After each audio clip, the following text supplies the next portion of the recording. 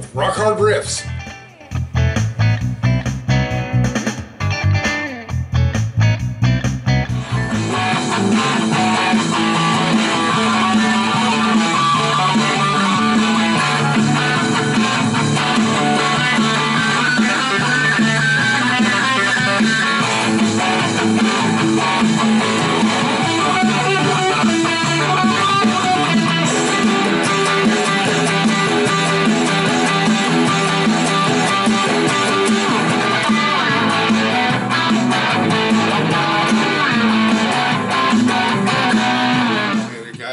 This is Rock Hard Riffs, the rock and roll guitar channel for the self-taught.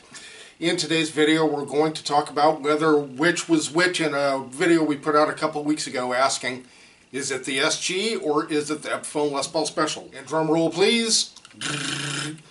Guitar A is the Les Paul. You got it. Guitar A was the Les Paul. Why did you say that? I'm curious. BHS and other guys that answered that question, why were you saying you thought it was the Les Paul? I'm curious. So guys, the both P90s in both of these I think sound absolutely terrific.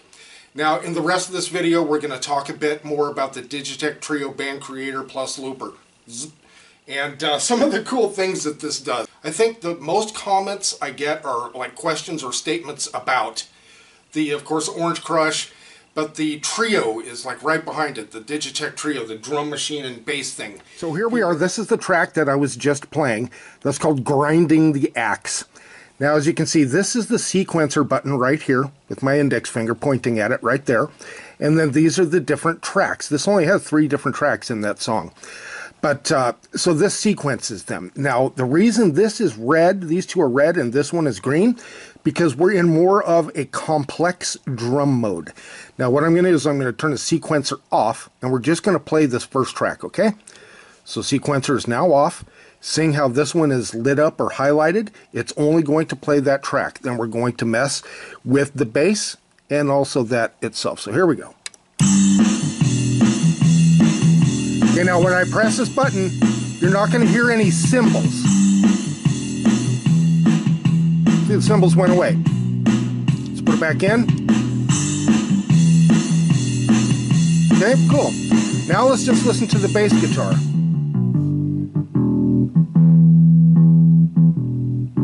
Okay, now let's modify it. So we simplified it a little bit. Now we're really going to simplify it.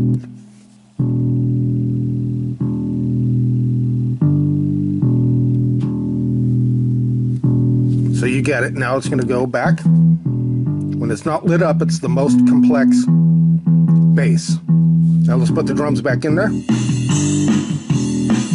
A little guitar in there.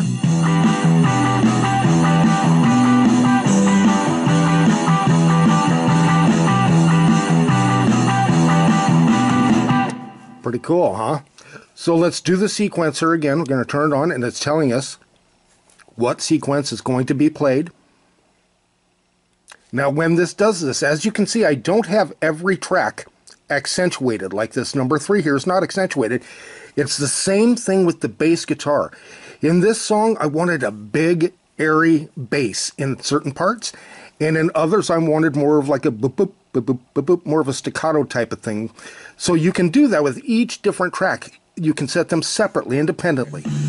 So I wanted a big, airy bass, just like you're hearing.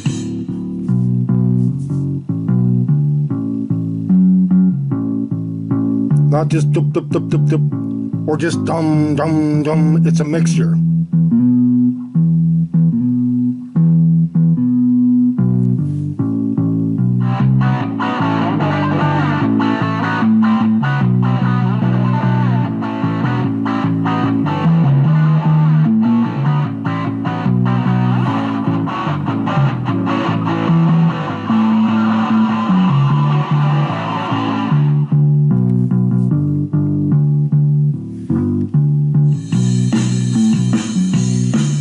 Then don't forget the different styles you can choose, the different genres.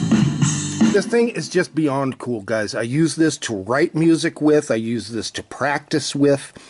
It is just, in my opinion, one of the coolest things ever. Another thing we have not talked about is this guitar effects button.